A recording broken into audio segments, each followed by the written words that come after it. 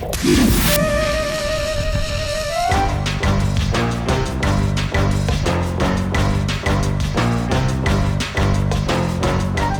I'm Baz, filmmaker, dad, and the guy behind 20 Minute Gamer. If you're anything like me, you don't have hours and hours to sink into every game, and that's why I test whether a game can hook you in just those first 20 minutes. Today I'm firing up Mission Impossible on the original PlayStation. This was a game I used to absolutely hammer on the N64 back in the day, but I never actually played the PlayStation version, so this did feel like a fresh revisit. I've always loved the first Mission Impossible film. It's genuinely one of my all-time favourite films, definitely in my top 10. And the game was quite a rare one in that it actually focused on the espionage aspect of it rather than the shooting and platforming aspect that other games based on films were around about that time. So with the new film out this week, I figured it was the perfect time to don the digital rubber mask and dive back into one of the most underrated Bond alternatives in video game history.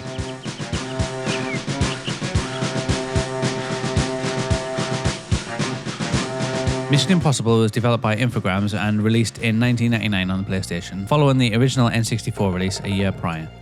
It was based loosely on the 1996 film and was known for having a completely different development journey than what was initially planned.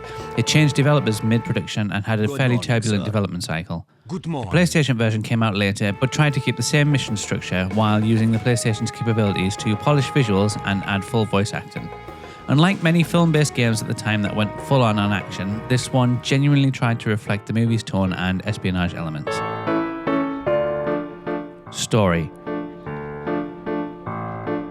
So I skipped cutscenes as standard to squeeze in the maximum gameplay time for my 20 minutes, so I relied mostly on the mission briefings which were shown during loading screens and snippets of dialogue during gameplay. Now I must say, using the loading screens to display mission objectives and story beats is actually brilliant. More games from this era should have done that. Arriving at the canal, you should land unnoticed. Clutter will take the long way around to join you near the tunnel entrance. You're playing as IMF agent Ethan Hunt, and in the first few missions you're infiltrating a submarine pen, planting charges and blowing the place up. It's all very cloak and dagger. Then you move on to a more civilian-focused embassy mission, which was always my favourite. The aim there is to steal the identity of an ambassador to gain access to some restricted areas. What I really appreciated was the use of environmental storytelling. There are multiple NPCs around the place. You hear them talking about random things, such as a mysterious woman in red who turns out to be a killer. They also talking about perhaps they know who you are from rumours that are going around the place. It all kind of unfolds as you're playing, and it makes the game feel more alive than you'd expect for its age. There's something immersive about hearing narrative emerge organically instead of being force-fed everything via long cutscenes. It's not the most complex plot, but it is enough to get the gears turning and give your missions some weight. Okay, Sarah, let's have it now. Score, 7 out of 10. Controls. Okay, let's get the awkward stuff out of the way. The controls have not aged gracefully. Movement feels clunky, especially when trying to jump or interact with objects. I genuinely struggled to climb over the first fence, which didn't really set the tone for a smooth covert up. The camera often swings around in ways that hinder rather than help, and on multiple occasions I found myself trying to get through a door while the camera had lodged itself into a wall somewhere. At the start of the game, I went into a little room to get the guard and steal his identity, as I remember doing. I mean, I've played this millions of times, but by the time I got there, he'd already ran away, apparently haven't seen me. And they came and held me up at gunpoint, so I'm not sure what went wrong there, but it wasn't anything to do with me. It was the controls that caused all the problems here, I think. Hey. Hi, I'm Fred, and I'm looking for my dog. A dog. Wait a second, something's wrong here. I'm going to get a guard. Stop right there! You're under arrest! The inventory management is its own little puzzle. You open your menu with square, you cycle with circle, and use items with X, but getting your character to actually use the right item in the right spot is a little bit trickier than you'd expect. I can't use the score myself. There's a particular daft moment when I tried to hand the piano player some sheet music and instead found myself repeatedly crouching next to him like an awkward fanboy or saying, "I can't use this here." As a modern player that's used to smooth twin-stick control schemes, it's a bit of a rough transition, but once you do adjust, it is functional, it's just not elegant. Score, 5 out of 10. Atmosphere. If there's one thing that this game still nails, it's the atmosphere. From the icy chill of the opening sub-pen to the polished halls of the embassy, the levels are full of detail and care. Even when you're fighting the controls, the environment still managed to pull you in. The use of lighting, music, and NPC chatter makes the world feel like a spy thriller in motion. The cold tones, the tension in the soundtrack, and even small elements like keypad locked doors and facial disguises all add to that sense of stepping into the Mission Impossible world.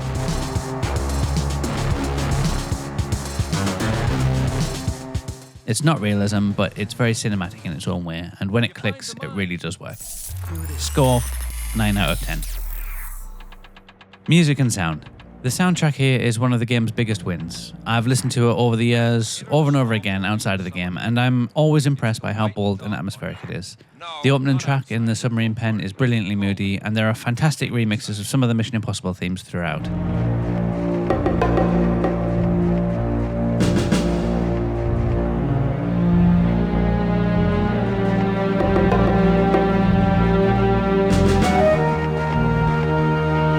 So I was, however, genuinely gutted to discover that the PlayStation version replaces the iconic Embassy music from the N64 version with a completely different track. Now, I absolutely loved that original track. It used dynamic mixing based on how close you were to the piano, so the piano theme would come in when you were really near him, but when you moved away from him, the bass line would still be there and it would be more espionage-like. It was a really rare and brilliant feature for the time to have this kind of adaptive music, and it's just not here on the PS1 for some reason, and I have no idea why. The track that's there is really good, it's not the same.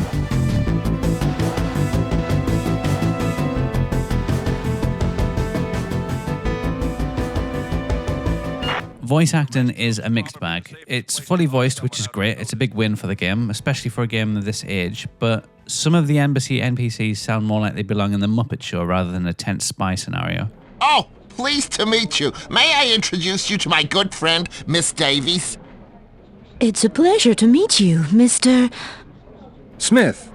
The voice direction seems absent at times, with lines delivered like it's community theatre night. Still, the inclusion of voice work adds life to the levels, even if it's unintentionally comical. Score, 8 out of 10.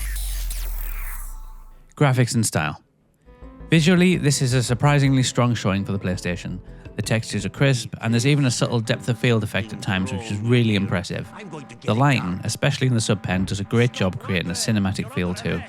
Character models are a little bit dated. A lot of repeated faces and uncanny expressions, which includes Ethan Hunt himself. He looks a little bit like a waxwork version of Tom Cruise that spent a little bit too long near a radiator. What really works is the level design.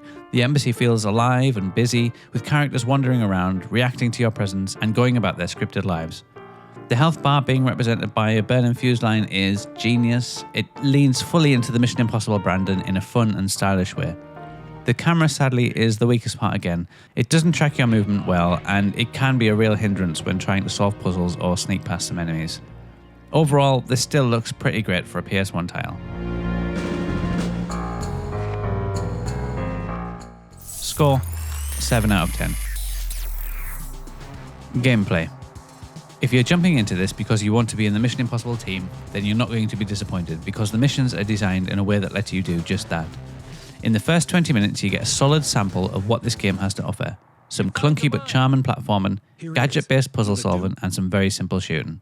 What did stand out to me this time round though, and maybe this is just me overthinking it, is how much this game feels like an early blueprint for something like Hitman. Like, am I imagining that? You've got a mission in the Embassy where you sneak around a public event, listening into people's conversations to get clues. You get a disguise mechanic with the face maker, which lets you steal someone's identity to access new areas. There's a part where you need to find poison to knock out your target, and then you've got to take their place. You've got your side objectives, you've got a main target, and there's no big firefight or final boss really. It's all about slipping in and out without being noticed. It's amazingly how close that sounds to a Hitman mission. I don't know if any of the devs from this ended up working on Hitman, but it really wouldn't surprise me. Even if it's just coincidence, there's a clear lineage here. Clunky as it may be, there is a real ambition to this design. The gameplay isn't just shoot everything that moves like most movie tie-ins from the era. It wants you to think a little bit, and I really have to give it credit for that.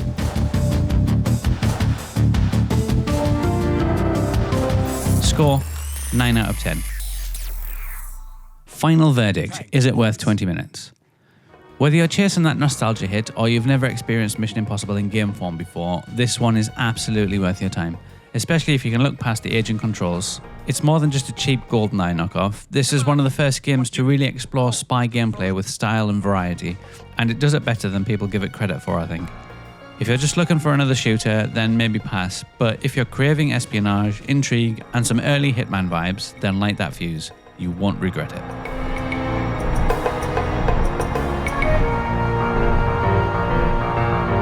Final score, 8 out of 10. Have you played Mission Impossible on PlayStation or the N64? Did you prefer one version over the other? And what's your favourite spy game of all time? Let me know in the comments. And if you enjoyed this video, your mission, should you choose to accept it, would be to like and subscribe. It really helps the channel out. I've got plenty more bite-sized reviews of retro favourites and modern games on the way. Thanks for watching, and I'll see you in the next one.